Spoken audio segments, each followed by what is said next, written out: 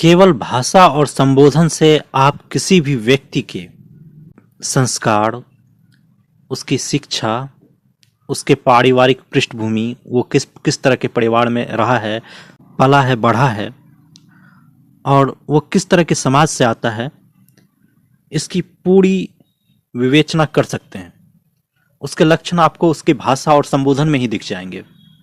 इस पर एक प्रेरक प्रसंग है कि एक राजा था, अपने दल बल के साथ, सैनिक और मंत्रियों के साथ जंगल शिकार खेलने गया था। वह शिकार खेलते हुए जंगल में बहुत दूर आगे निकल गया और वो अपने दल से बिछड़ गया। मंत्री और सैनिक पीछे छूट गए, राजा आगे निकल गया और उसी जंगल में एक दृष्टिहीन साधु तपस्या कर रहा होता है, कुटी बनाकर। और सैनिक भटकते भटकते भूखे और प्यासे हो चले, तो सैनिक भटकते भटकते राजा की खोज में उस कुटिया पर पहुंचे और उस साधु अपनी कुटी के सामने पेड़ के नीचे बैठकर तपस्या कर रहे थे। और राजा, मंत्री, सैनिक तीनों एक एक कर बारी बारी से वहां पहुंचते हैं, अलग अलग समय में। सैनिक कठोरता से उस साधु से कहता है, अरे अंधे, क्या तुमने इधर से राजा को गुजरते हुए अनुभव किया है? तो साधु ने शांत स्वर में जवाब दिया, नहीं, मैंने किसी को भी इधर से जाते हुए अनुभव नहीं किया। कुछ समय बाद मंत्री उस ओर से गुजरते हैं और वहीं पहुंचते हैं। वो पूछते हैं विनम्रता से कि सूरदास जी, क्या आपने इधर से राजा को गुजरते हुए अनुभव किया?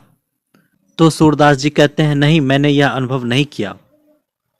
फिर राजा वहीं पहुंचते हैं उस साधु की कुटी पर और साधु को पैर छूकर प्रणाम करते हैं और संबोधन करते हैं कि ऋषिवर प्रणाम, मैं प्यासा हूँ, मैं अपने सैनिकों से बिछड़ गया हूँ, क्या आप मुझे जल पीने का मार्ग बता सकते हैं? तो उस अंधे साधु ने राजा से कहा कि राजन, आपके मंत्री और सैनिक भी आए थे आपको खोजते हुए। तो राजा ने उनसे कहा कि आपको कैसे पता कि वो मंत्री और सैनिक थे? तो साधु ने कहा कि सैनिक जो था उसने मुझे अंधा कहकर कठोरता से संबोधित किया। तो ऐसे लक्षण सैनिकों में होते हैं। सैनिक जल्दी किसी को इज्जत नहीं देते। आप आज भी देखें तो पुलिस वाले किसी की इज्जत नहीं करते। जनसामान्य को रेबे से बातचीत अक्सर लोग करते हैं, बहुत लोग अच्छे से भी बात करते हैं, लेकिन सामान्यतया देखा जाता है। तो सैनिक की ये प्रवृत्ति होती है, सिपाही की ये प्रवृत्ति होती है कि वो जिस लेवल का है उसी तरह की उसकी भाषा होती है। तो उससे जो बेहतर होते हैं, बड़े होते हैं, उनकी भाषा थोड़ी विनम्र होती है। आपके मंत्री ने हमें सूरदास जी कह के संबोधित किया, प्रणाम किया, तो इससे पता चला कि वो कुछ बड़े पद पर है। चूंकि आप राजा थे, आप ज्ञानवानों का आदर करते हैं, ऋषियों का आदर करते हैं, इसलिए आपने पैर छूकर प्रणाम किया। मैं समझ गया कि आप राजा हैं।